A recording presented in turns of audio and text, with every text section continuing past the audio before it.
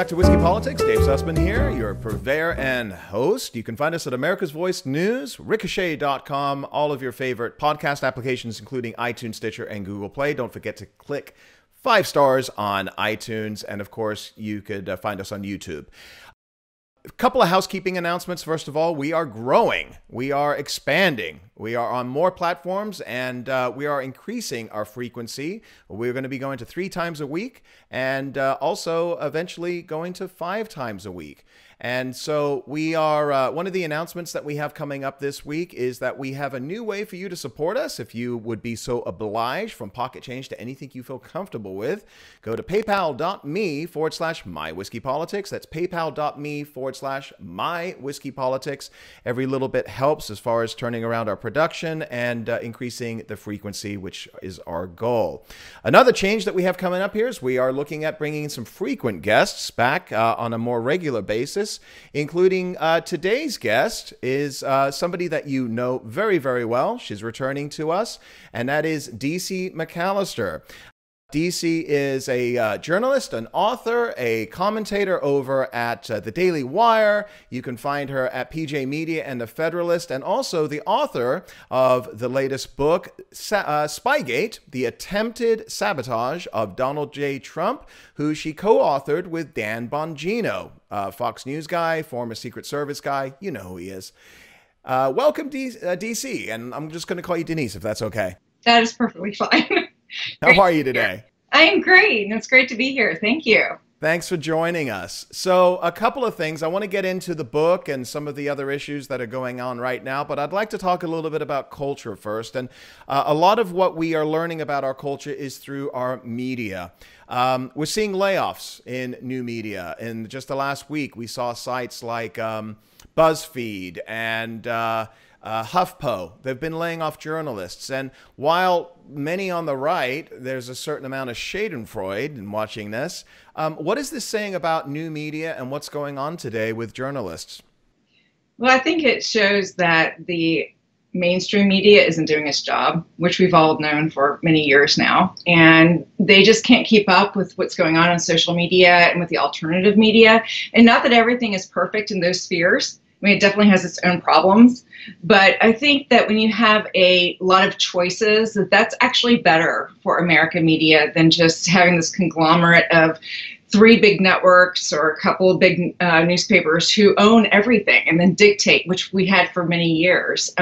So while there's a lot of chaos involved in this kind of change and a lot of chaos involved in all the different voices, I think that the truth will rise, and it teaches us to be wise and to really discern what we need to understand and not be dictated to by these purveyors of truth, if you will, that they like to pretend they are.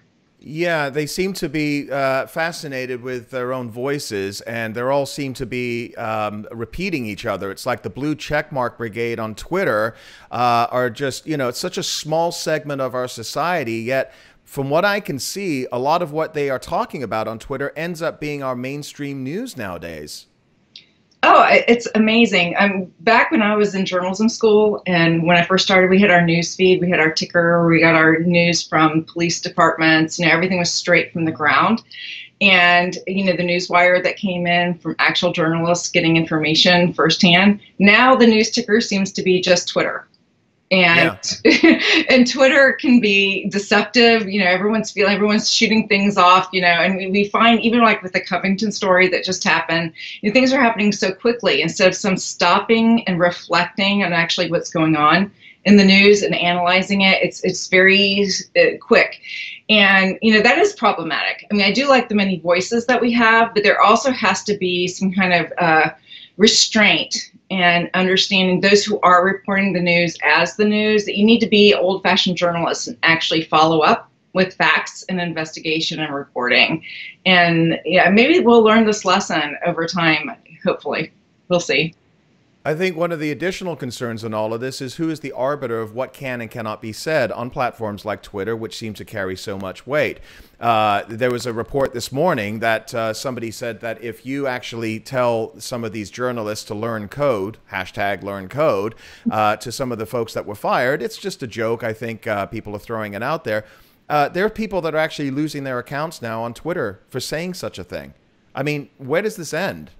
Well, I think you have a problem with the journalists, of course, who are maybe should get off Twitter. And if you're doing straight news, you probably should get off Twitter. But then also you have the arbiters of Twitter, like you said, who's just knocking people off. And it's definitely not an equitable situation. I've been called names and been attacked in ways, and these accounts are still there. And other people do even more minor things on the conservative side, and they're chopped away. So, the arbiter and the authorities, the overlords of the Twitter platform are certainly not judicious as far as, being objective in their cutting people off. But, that's what would be expected. I mean, maybe more competition will come into the social media to be able to, bring some balance to that. You're involved with, and you write for and a journalist for several different outlets. Do you have any concern regarding this? We just saw the Blaze and CRTV combined. You've got Daily Wire that's out there that you work with, but do you have any concern regarding a dearth of places for conservatives to have their voice? Is there a limit to that? What are we seeing right now with these changing corporate entities that are combining here? Okay, I'm not on the end of either one of these, but I do know that money matters.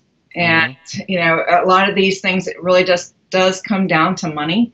And it's hard to make your way in the media as an individual or as a corporate entity to make your way if you don't have the financing. And so, you see journalists and you see these conservative organizations joining forces, joining finances in order to get the word out. And, so it's really about funding and, can we make the kind of money that we need to make to have more voices out there? And that's really the question, I think, is the market in demand for conservative voices? And if it is, then the money will come. If not, and also wisdom in knowing how to generate that.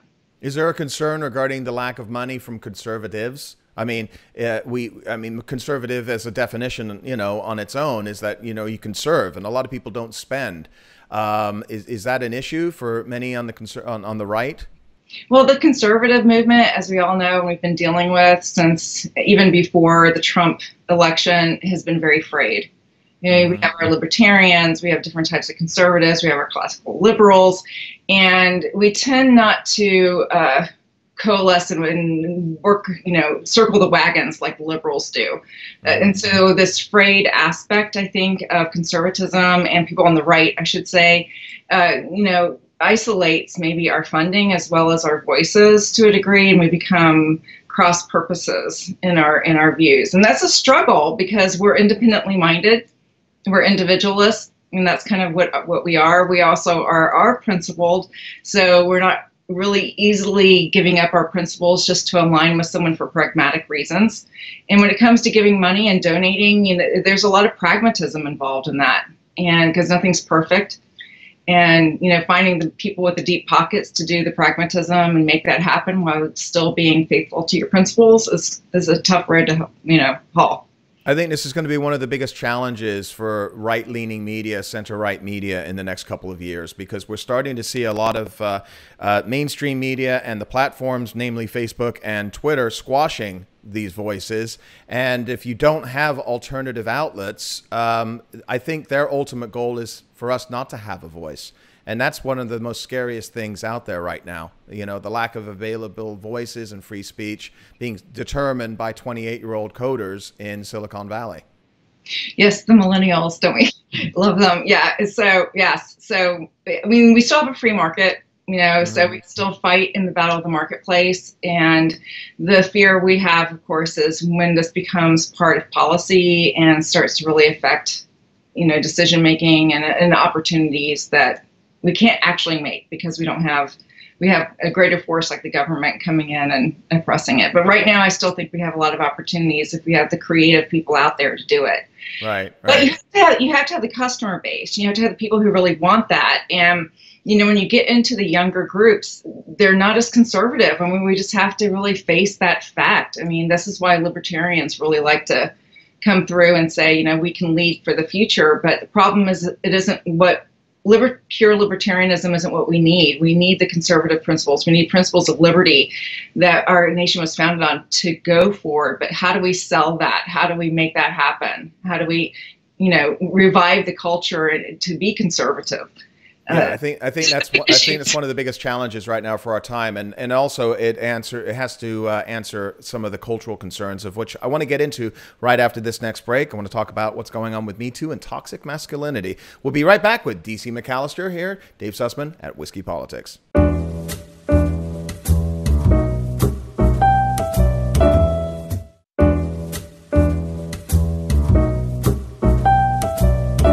And Dave Sussman back with you at Whiskey Politics. I'm delighted to be with Denise, DC McAllister, who's joining us and talking about what's going on right now in several different aspects of our culture, our politics. And, one of the things that I've noticed about you are extremely outspoken in regards to this cultural shift that we've seen in the past few years, especially in the last year. It more or less started with Me Too, but it's grown into somewhat of a hit job against men, all men. We just saw it recently with the Gillette ad. I think that's just one example, maybe the tip of the spear here.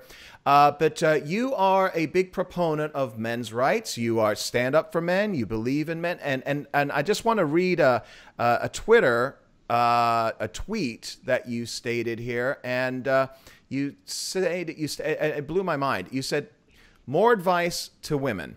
Have sex with your man, even if you don't feel like it. Embrace yourself, even if he doesn't romance and attend to your emotions all day. Sex is his way of connecting with you. Give it to him because you love him. And guys actually connect. She's not a blow-up doll. Wow. First of all, the incoming infire that you took from Twitter, I assume, is going to be huge. Always. Where does that come from? It comes from years now battling with feminism, of what feminism has become in our modern time, with intersectional feminism as well as radical feminism, where men really have become the enemy. And I oppose that. I was raised in a very masculine environment. I was raised outside of Camp Lejeune military. And, I've seen the worst of men and I've seen the best of men. And one thing I don't like to do in any kind of setting is whitewash or just have a broad brush against people because of what a few people do. I don't like defining men because of the weaknesses and the sins of a few. Masculinity is so beautiful, and it is what saves us. It's what secures us. It's what makes women be the best we can be. So really, my defense of men is not really just a defense of men. It's also a defense of humanity. It's a defense of relationships, which are the core of society. I mean, we talk about the cultural battles. And foundational to the cultural battles are relationships, and solid relationships and healthy relationships. You can't have a healthy, free society if you have the sexes warring with each other. And we really do have that. And you see that with the Me Too movement. I know the feminists like to say that they're not at war with men, but they really are. There's a very it's subtle and sometimes not so subtle attack on masculinity and all the things that make us secure as a society because of men. I think one of the biggest issues as a man, as somebody that considers himself quite chivalrous and treats people with respect, but enjoys masculinity, enjoys being a man, is that this brush across all men, that all men are bad. This Gillette ad was obviously, I mean, we've talked about this on the show in the last week or so, was a big brainstorm from the Oberlin College students who've now permeated their ways into corporate America. And they're now controlling the dialogue and they're pushing their narrative. There may be a pushback against it. I don't know. I'm concerned about it, quite frankly. I thought there was going to be a pushback against Nike. They ended up making money on that last year with the Colin Kaepernick issue. So I think, we need to wait to see and determine exactly what the results are going to be of all of this. But when is there a pushback in the media, in the mainstream media, not just conservative media, to say, hold on a minute. Our men are good men. They're good fathers. They're providers. Yeah, there are some bad guys out there, and let's focus on them. Where do we see that in the mainstream? I'm not seeing it a lot in the mainstream. I mean, you hear it in some voices. You have that one counter ad with the watches that was done. I can't remember the name of the watch company, but they came out and did the counter ad against that and talking about what real masculinity is and how we devalue it. I mean, here's some women standing I'm up. not even aware of that. What was the I ad? know. It's Ebert. I should have looked it up before I got on. Yeah, no, there's a watches ad of this guy who came out with his company. It's like, no, it was a pushback against the Gillette ad. It's on YouTube. So look, watches, toxic masculinity, look that up. You'll find him. And he pushed back against, but again, small voice. We haven't even heard. And we hear some voices pushing back. Some women, some actresses come out every once in a while. Pamela Anderson came out and was really in defense of masculinity and some of the things that she said. But no one is going to hear some of these voices when they're drowned out by the Me Too movement and Hollywood and all these, weak males who are watching with, marching with the women on the Women's March. And nothing appalls me more than a man who says that he's a feminist these days. I'm like, what are you talking about? What does that even mean to you? Yeah, because they've sold out to the women's power movement. And Dave, I don't see it. I don't see it in the mainstream media. We just have to keep fighting. And that's what people like. I'm doing it. You're doing it. We just have to continue to have our voices out there to speak common sense, to defend people and to defend, humanity, because the complementary nature of the sexes is we need men and we need women to be the best that they can be. And there's nothing more wonderful than a masculine male with a feminine female, to make, society strong. And I see this as very similar to another analogy. I'm going to use Barack Obama. If you were against Barack Obama, you were a racist, right? If you were against his policies, you were a racist. If you are against this Me Too, toxic masculinity discussion right now, gender politics, you are sexist. You are a racist. And I'm trying to understand how, as a culture, and I think this is going to be the biggest challenge of our time, Denise. And we, this is one of the reasons that we love speaking with you, because you are a warrior for common sense, in my mind, which is deeply missing here. And that is that the cultural divide. We need to have a discussion. We need to be able to sit down and discuss this. We had, I was at an event the other night. Senator Amy Klobuchar was there, and she came out and spoke with some folks that I was sitting with for the evening. Besides a couple of issues that I had with some tone of some of the guests that were sitting with us, I thought the best thing for us to do was to talk with her, to have a discussion in a very civil way. And you find that many of us outside of the media, when the news cameras aren't on us or we're not sitting on a Senate hearing, we're actually quite similar in our goals. So how can we have this discussion with people? We're not going to do it with the 10% on the extremes on either side, right? But let's call it the 80% around the middle. How can we create a message for us to be able to sit down and find a way for us to move forward together? Because this civil divide is really scaring me.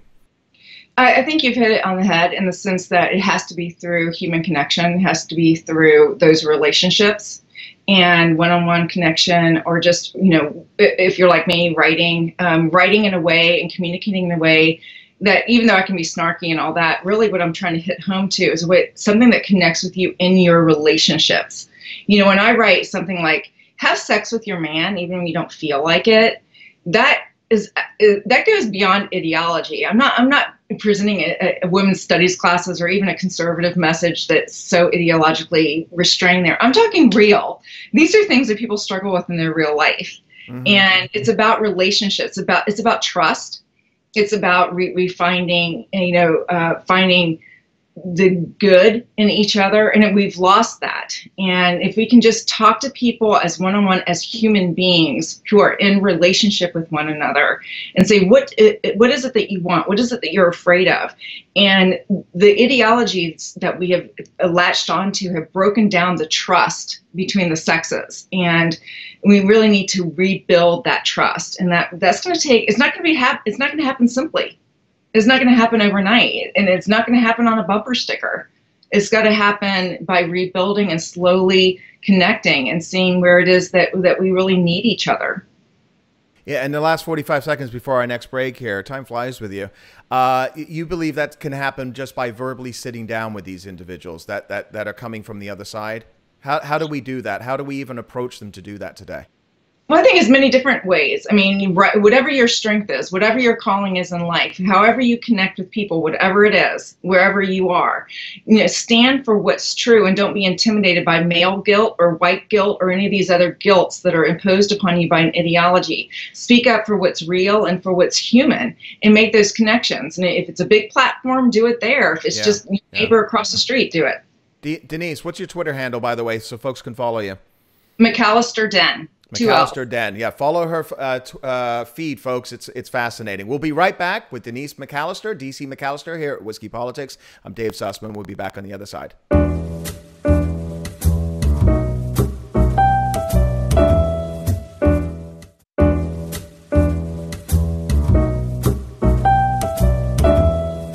Dave Sussman back with you at Whiskey Politics, and you can follow me at David Sussman on Twitter. And don't forget to click on the subscribe button if you're watching this on YouTube, and hit the notification bell. And of course, you can find us at America's Voice News and all of your podcast applications, including the Ricochet Audio Network.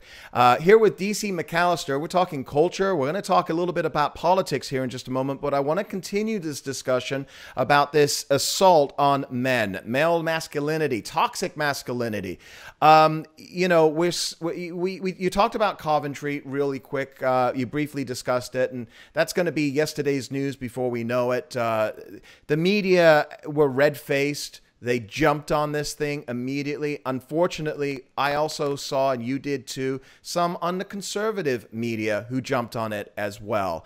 Let me ask you from your perspective, because you write for some of these publications. When we see the right wing, we can expect it from the left, but when we see right-wing journalists jumping on this with some level of morality play, what does that do for the cause as far as trying to get a fair shake in the media today? Well, with the Covington issue, with the kids, standing up and being intimidated by these adults, which I always like to point out, these were children, 16-year-olds, 15-year-olds being intimidated by grown men. I blame social media and just that quick reaction that we do. Oh, and you see that coming through, you see an image, and they react to it. And conservatives fall prey to this as well. And they need to be cautious. What is the imagery that I'm looking at? What is the ideology that's being promoted that I may be falling for? What is this generational matrix that I'm being caught in, where I have to approve of things that my fellow people are approving of? And be cautious. We just need to step back, breathe, and actually look at what's going on, as individuals, as journalists. Yes. And breathe. Right? I said something the other day. I said, take 3 Mississippi, let the story evolve into an actual story with facts and counterfacts, and let's discuss it. But this was my problem with this one particular story, and it followed right after the BuzzFeed issue as well, is that everybody jumped into this thing. Is it because people have to be first in our media today? Is it just clickbait? Is that what it comes down to? Oh, absolutely. There's a lot of competition going on, but it's also just reactionary, even more than competitive. It's just, oh, this happened, I'm reacting. And you're reacting through your own grid of whatever your presupposed and preconceived notions are to what you're seeing, instead of being objective and taking a breath and actually looking at what's going on. And this is especially needed from journalists. And it's not happening. And here we have these young boys being tortured, by society for just simply standing there when they didn't really know what else to do. Is the layoffs, obviously it didn't happen because of last week, but is that a symptom of people just turning it off? Are we just sick and tired of this and nobody's watching anymore, or is it something bigger? As far as the layoffs? The layoffs and the monetary issues that many of these companies are having now. There's always just the repercussions of various decisions making in the industries. But, quick responses to needing the bottom line. We're just not a calm society looking at the long term. Everything's immediate. And I think that we see that economically, we see it politically, we see it culturally. And I think we've talked about this for a long time, just that immediate instant gratification, immediacy, not seeing to the future, not having that kind of long-term understanding, and also not having a past and looking back and seeing how things develop, and that things aren't as bad as you might think they are, or they could be as bad as you may not think they are, given the history. So we kind of live too much just in this momentary frenzy instead of really seeing each other and ourselves and life in this narrative that we need to understand. I think we're of the age where we grew up where even though we may have not trusted media from a sense of always getting the truth, you always felt that there was some truth in the stories, especially when it came from the mainstream media. Journalism today, the state of journalism, has it been infected by this Twitter sphere and the thirst for click ratings? And can it go back to the way that it once was? I think foundationally the problem really with journalism, with any kind of communication we have about what's going on in our world today, is an abandonment of objective truth. So there's the immediacy problem, there's competition, but there's also a rampant subjectivism. And, you hear this, your truth, my truth. He's speaking according to his truth. Well, then it must be truth. So there is an objective truth. There are standards in which we live by. And if we've abandoned those, then we are going, Dave, I don't see us getting out of the chaos if we don't believe that there's an objective island in which to swim to. If there's no objective standard, we're going to be awash in all of this conflict and chaos, with everyone vying for their truth to take dominance. Yeah. And, that's a big problem here beyond just the competition and the immediacy and all of the more shallow things. The philosophical underpinnings of our culture are frayed. And a big part of that is an abandonment of objective truth. I find this is all interconnected. I think this approach to identity politics, and right now it's toxic masculinity and race and gender, and all of this is combined with this narrative that we're seeing interweaved into the media. And it's, we laugh as conservatives or right-wing thinkers or free market thinkers at the media saying, oh yeah, it's indoctrination. The colleges are indoctrination centers. But isn't that ultimately what it has become? There's so, I don't mean to interject real quickly. There are so many people that are out there that have no idea about the facts or the issues of the day now. Well, no, I mean, a lot of people just respond on feeling. We're a very visual dominated culture, and a lot of people aren't getting the education they need. I mean, we have so many problems at so many different layers in society. People are maleducated. The visual nature of television, internet, all of that, you're just not getting the thinking and the rationality. And again, a lot of the subjective responses to things, instead of really having a standard of where to understand and gain wisdom in what I'm perceiving. What happened and how do I look at it? And, it's just breaking down. And it has been for several years. And this isn't something that just happened overnight. It's been going on, but it's tumbling forward. And the only thing that we can do, and I think we can do, is continue to press forward with objective truth, with the arguments about what's true to humanity, and make the appeal to people about what does work, and show them that what's happening with them is not working. It's causing more chaos. But it's very hard when people are living the lap of luxury and leisure and relaxation. Hey, I have my iPhone, so therefore everything's good. I almost wonder if it's not going to take a catastrophe to shake people up to realize there are real necessities in life and real things that do bind us together, and they're not my subjective truth. I think you're absolutely correct. We saw that after 9/11. We've seen that after natural disasters. It seems that's the only thing that can bring people together here. Now, you talk about fighting this. You are personally fighting this, and I want to get into Spygate here right after this next break, but you're currently writing a book titled Yet to Be Determined on this issue, aren't you? So you are talking about masculinity and this assault against our culture, right? Absolutely. I'm working on something. I have my title. I'm just not sharing it right now. But it's about masculinity and relationships. These are very key foundational things that we need to understand. And I want to reach people in a way that they'll understand. Right. To make changes. Yeah, just a quick tease for us here in the last minute before the final break. Anything that you can point to that's going to be coming out in the book specifically? Well, it's just more about challenging you to hear voices that maybe cannot be spoken without a lot of backlash. Mm-hmm. So it's listening and really hearing from people who need to speak, and you need to hear them. Okay. All right. Well, we will be able to find that new book when it comes out eventually. And again, continue to follow DC on her Twitter feed. I'm sure you're going to be able to get a lot more of that. And after this upcoming break here, I really want to get into the politics of the day. We're just coming off a week where we saw Roger Stone. I don't know what the word is here, but when you have two more guys picking him up than they sent the Navy SEALs in to pick up bin Laden, it kind of says something about the state of our politics today. So anyway, I want to get into all of that and your new book, Spygate, with Dan Bongino, coming up after the break with DC McAllister here at Whiskey Politics. We'll be right back.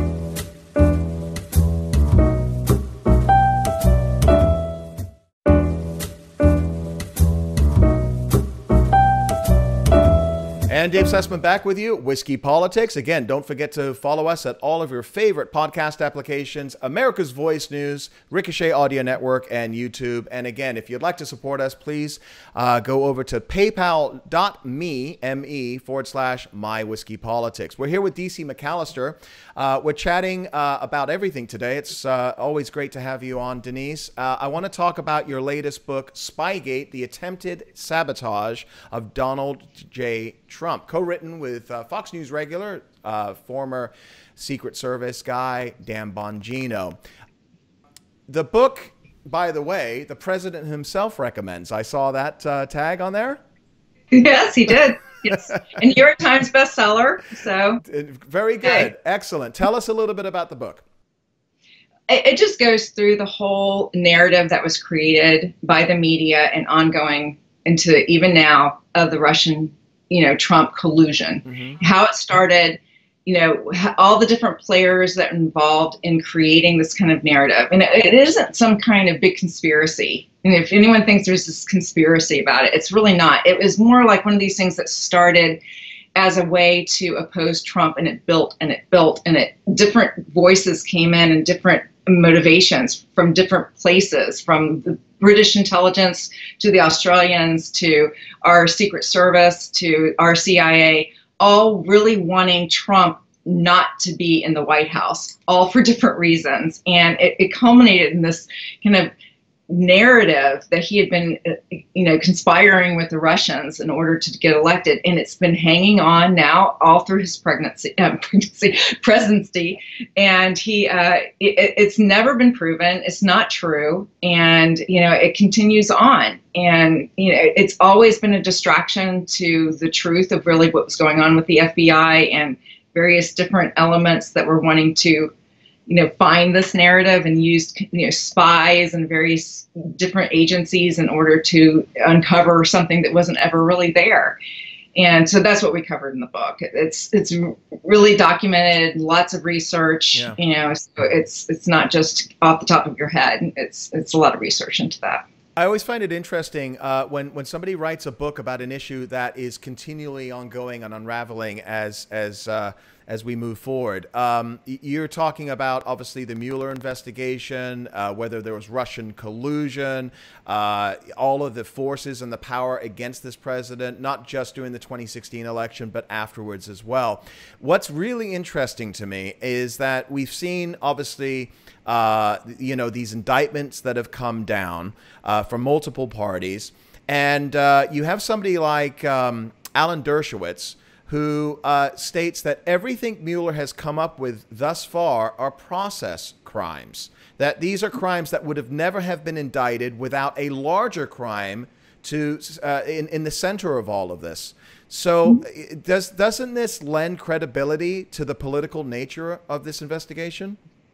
It's completely political. There's been, the entire counterintelligence investigation that moved into the special counsel investigation, no crime was ever declared when you came into this special counsel. It was just a continuation of a counterintelligence investigation that had no bearing, to continue. But yet it has. and there's been no proof of collusion. Even the Roger Stone thing right now, it's yeah, no, it's funny to even watch it, especially the raid that went in. And when you really look back and you see all the leaks and the cooperation between the FBI and the media, and you see that there's just been this working back and forth in order to build this narrative. And even with CNN showing up at Roger Stone's house, and like you said, going in as if they were getting bin Laden, to arrest this guy for a process crime. There were 2 more agents than they used for bin Laden with the SEALs. It's just strange. So, anyone with any kind of common sense would go, what's going on and why? It's all for the photo op. It's all for, this is so serious. Look, it must be. And I hear this often. Oh, but Denise, there's been so many indictments. Yes, but none of them have to do with collusion. Right. To go after anybody, if you went after all the people on the Clinton side with all this, you would have indictments all over the place and more, most likely. But it's just an ongoing propaganda machine in order to delegitimize this president. It truly is. And if you don't believe that, you're really not looking at what's going on. Look, you're looking at Michael Flynn, you're looking at Manafort, you're looking at Michael Cohen, now Roger Stone. Obviously, they're going after the hitters in and around Trump during his administration or before. But you just raised a very interesting point, and I haven't heard an answer from anybody in the mainstream media regarding this, and that is you have all of these issues regarding the FBI, you have Orr, you have Strzok and Page, and all, goes on and on and on and on. Clinton and her emails, and the left have turned that into some type of a joke now, my emails, right? But the fact is that if the shoe were on the other foot, if it was vice versa, isn't there so much more on the left that should have been investigated and was dropped because of the real collusion that exists? Oh, absolutely. Just the FBI investigation with James Comey alone. How that ended and the details that weren't looked into with Hillary Clinton's emails. That kind of Republican, I know people don't want to hear about whataboutism, but that's not really what I'm talking about. I'm talking about fair play and fair examination, and it just did not happen. And how they got FISA warrants, when they got FISA warrants, the investigation, when it started, there was preliminary investigation, and yet they had spies out during a preliminary investigation, which according to FBI protocol is, the least intrusive method should be used. And that was a very intrusive method that was used at a time when it shouldn't have been. None of this is really discussed in the mainstream media about what actually was going on in the investigations and why. And especially so there's no accountability that's really been held against those who have been using their power in order to overturn America's election choices, which we saw with Peter Strzok. And that's what he said. He wanted to overturn what the American people chose. Right. Because because he didn't like it, because this is what the FBI didn't want. Not the FBI in general, but the individuals in the FBI. He typed that into his phone. Yes. Smart of him. It's insane to me. And here's my question for you, because whatever happens in 2020, in the election, and we're already, the media is already starting to highlight certain candidates. Like you're going to be sick of Kamala Harris before you even heard her name, checking the identity boxes there. But whatever happens in 2020 with the election, if Trump loses, who is going to stop this massive tsunami from this media, government, cultural, just this collusion of forces, massive forces right now that want to squelch all of these voices, that want to allow those people that got away with what they got away with to ultimately still get away with it? What happens if the White House turns in 2021? It's going to take the people. And I wouldn't be surprised if it turns. We're walking on a razor's edge here culturally. And we saw that with the last election. And, we have to stand up. You have to decide what you believe in. And you have to decide where you stand. And do you believe that what the left is spilling? Do you believe that there's not really any big deal, which has been a problem with a lot of Republicans who don't want to be active in opposing the left? Do you really see that there's a threat to our principles of liberty in this country? And do you really see what that is?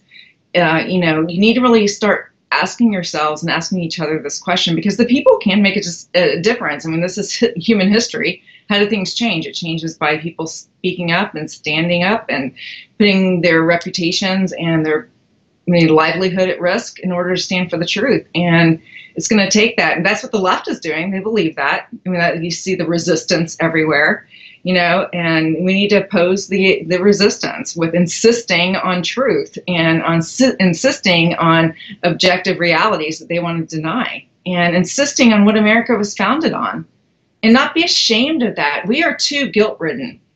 People feel too guilty. They're too worried about their interpersonal relationships. They're too afraid. You need to, man up. This is why we need some real good toxic masculinity to step forward and stand for what we believe in and fight for it. Guilty over what, Denise? They're guilty over race. You're guilty over your masculinity. You're guilty over wanting to stand for your own earnings. Being guilted into redistributive wealth instead of really saying, we believe in personal responsibility and understanding that freedom and personal responsibility go hand in hand.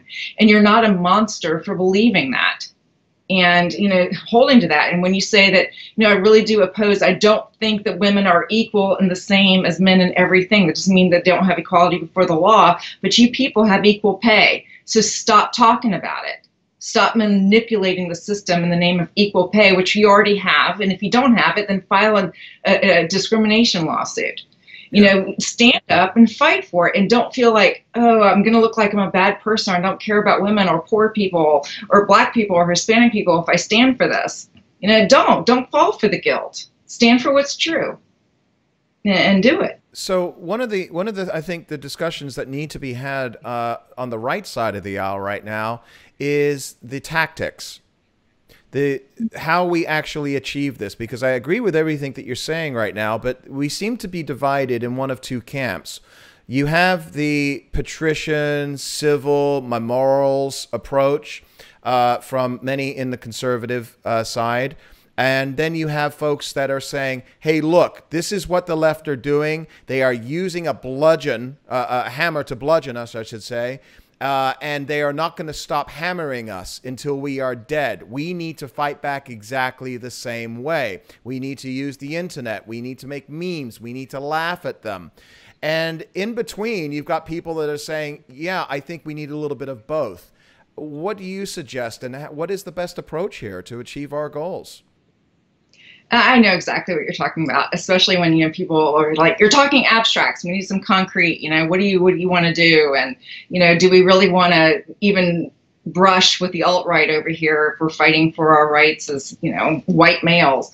I mean, these are real tensions that happen in every age, in every society, fighting for what they believe in. It's not pure. So if you're looking for pure, you're not going to find it. I think it's an all and the above. Understand, and that's why I say, as an individual, what are you called to do? If you're called to be at the debate table, go to the debate table. I mean, think of Ben Shapiro. Ben Shapiro is really a fighter of debate. He likes to find all the different angles for different things and show respect for different views and bring it together. There are other people who are just flat out fighters, Tucker Carlson type, there are various different voices that do different things. Let them be the strength that they are, instead of shutting down each other and saying, and becoming narcissists and say, you've got to be just like me. You've got to fight just like me. Do your part where your part is according to your strengths and make a difference there, whatever you're called to do. And don't demand that other people need to do it just like you do. And I think, but what are you ultimately fighting for together? And understand that the different soldiers in the army are doing different things. The cavalry and the foot soldiers are not the same thing, and the intel guys aren't doing what's on the front lines. Okay, so just allow for everyone to act according to their strengths. I think we need a game plan. I think we need somebody like yourself or other leaders in the right of center thought space to come up with a plan of action. And this is what we need to do, because right now I see just a bunch of people running around in circles with their hair on fire, screaming and angry and frustrated. And, I don't know how productive that is. as far as to end with a means that results. As of right now, I'm doubtful whether or not we're going to see a re-election. I mean, this powerful tsunami is hitting us every which way. I mean, we can do our own rules for conservatives. I think someone wrote that. Yeah. And doing your own, trying to get people to move as a group, and that's hard to get conservatives and libertarians to do that because they're so independently minded.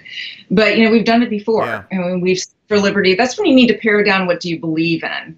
What are you fighting for? And you're fighting for morality. You're fighting for principles. You're fighting for liberty. And understand, it helps then to get your eyes off yourself and see who the enemy is. And I don't think a whole lot of people really see what the enemy, I'm not talking about the enemy's ideology is. Because, I don't like this whole idea that like liberals individually are just like these nasty people. You meet them and they're kind of cool sometimes. But I'm talking about their ideology and understand what you're fighting for and how to fight against that. And do it individually, but moving toward the same goal. And I know that sounds abstract to some people, but these are not easy things to be done. And do your coalitions in your various areas. If you're in academics, make a difference. If you're in the business world, make a difference there. I mean, take your lessons from the left and how they've done that. Denise McAllister, DC McAllister. Again, folks can find you at what? DC? Is it Den DC? I'm sorry, I don't have it in front of me. McAllister Den on Twitter. Follow her feed, folks. It's a great feed. And check out the book Spygate: The Attempted Sabotage of Donald J. Trump, and look for her new book and for her to return quickly here at Whiskey Politics. Thank you so much. Appreciate you taking the time. And folks, don't forget to follow us at all of your favorite media outlets, including America's Voice News, the Ricochet Audio Network, your favorite podcast applications, and of course, YouTube. And we'll be back again very soon. Special thanks again to DC McAllister. Be back again very soon. I'm Dave Sussman. Cheers.